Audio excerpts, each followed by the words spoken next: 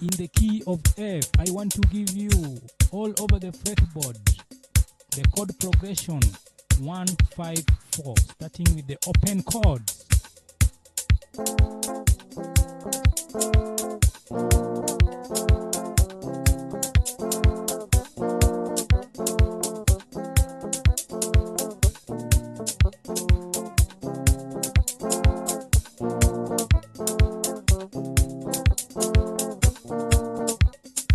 On the open strings, now on the middle part of the guitar.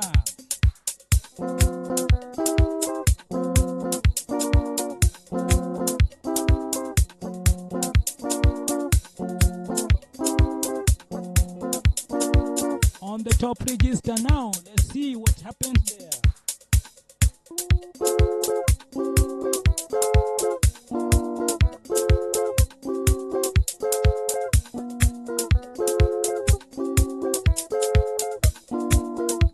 Exercise for a beginner. Now subscribe to this channel, and my one-on-one number, WhatsApp number is 0792544905. Now welcome, and if you have any remote session work, contact me please.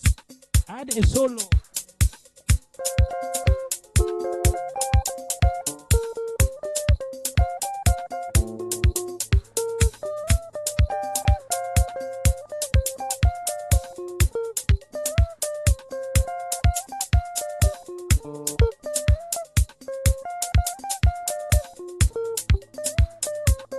It is done.